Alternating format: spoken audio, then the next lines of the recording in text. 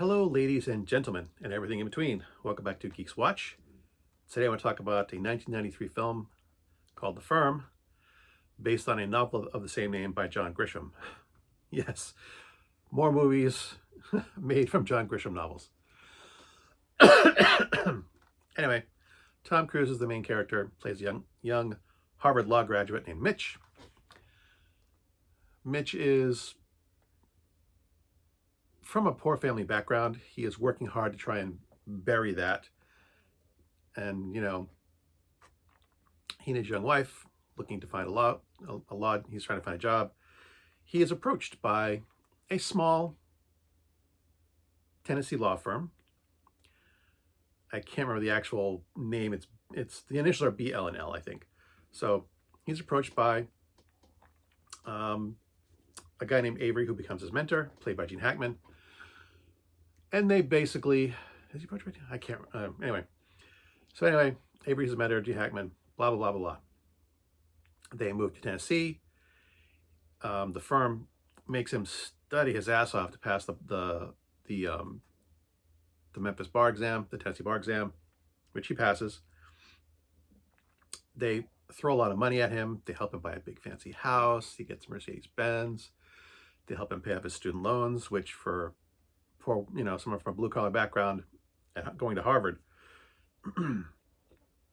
So they throw a lot of money at him. They wine and dine him constantly, but they also, work him like a dog once he gets, passes the bar exam and can actually start doing work for the firm. And he does eventually find out that things aren't quite what they seem. The firm does do some shady stuff, not necessarily illegal stuff, but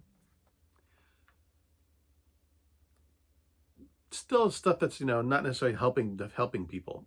They're helping their client, they do some money laundering, not money laundering per se, but yeah, they help their clients hide money in offshore accounts.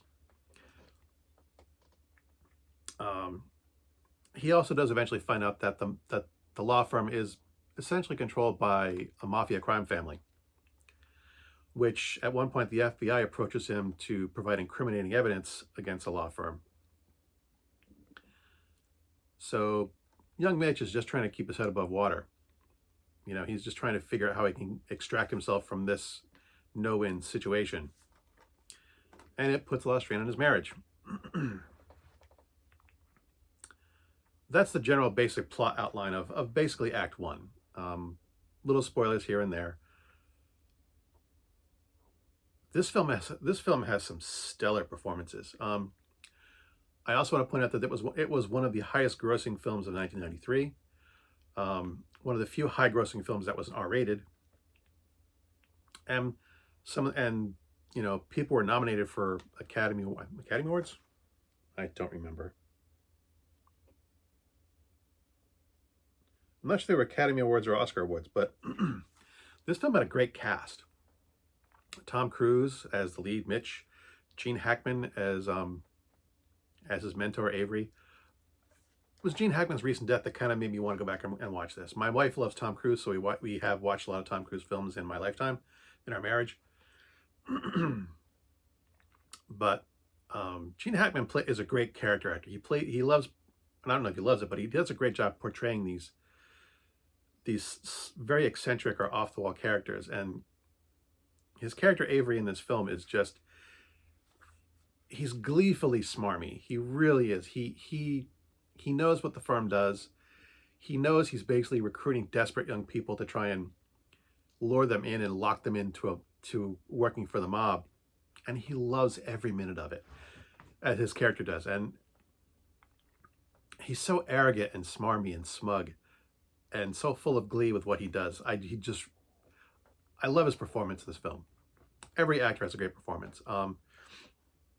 Holly Hunter, whom I also am a huge fan of her acting and her career. She does a great job as she's a good character actress as well. She plays a secretary of a private detective that Mitch hires to help him figure out what's going on, and he is the private detective is played by Oh, I can't remember his name now. It'll come to me when I'm looking for it. Ed Harris plays the FBI agent. Ed Harris is great. I love all the stuff he's in. The other actor I want to mention is Wilford Brimley. And I want to mention him because Wilford Brimley is known as playing these like grandfatherly type characters, these kind of curmudgeonly, kind of jolly grandpa types. You know, with his big round glasses, his giant walrus mustache. He just seems like a pleasant, jolly guy to hang out with. Um, and he plays that in this film as well, but he is also a mob enforcer. So when he shows up to tell you things in his kindly, pleasant, grandfatherly voice, that this is the way things are going to go, it is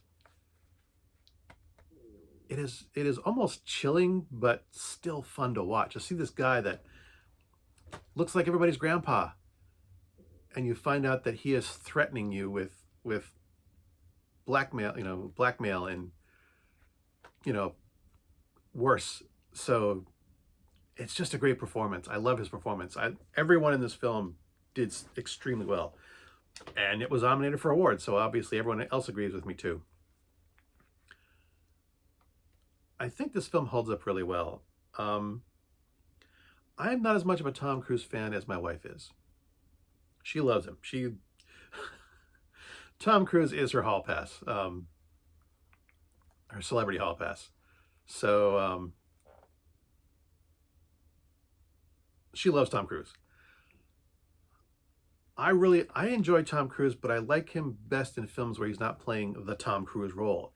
He's not playing Maverick from Top Gun. He's not playing what's his face from Top Gun with wheels, whatever that movie is called.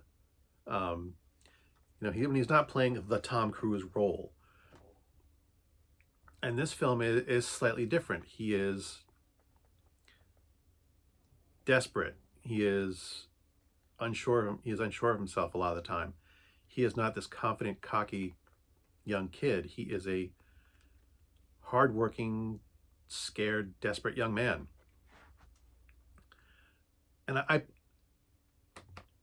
I knock Tom Cruise a little bit for taking those safe roles. He does take a lot of Tom Cruise roles where he just has to be himself or be the character that everyone expects him to be. And this film is a bit of a departure from that. He is still kind of Tom Cruise, but it was also early enough in his career that he didn't do so many of those things. Excuse me. He didn't, have so many of those types of films under his belt.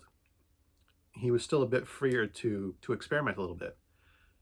And I prefer those films a bit more of his. And this is kind of an in-between film, I guess. It is still kind of a Tom Cruise role, but it's a bit, like I said, it's a bit different. He's a bit different of a character.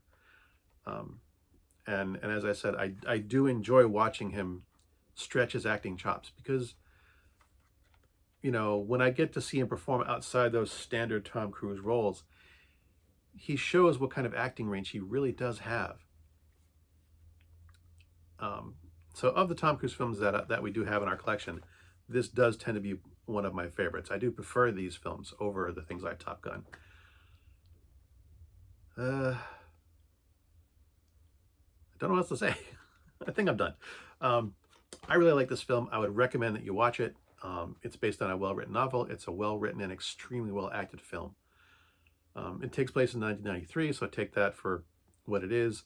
Obviously, some of the things that happen in that film wouldn't work today with the constant surveillance of everyone's cell phones.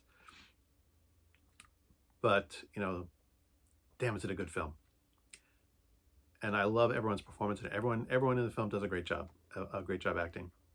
They really sell this film. So, definitely an A film in my books. And as always, thanks for watching. As always, my stuff is crap. And until next time, good hunting.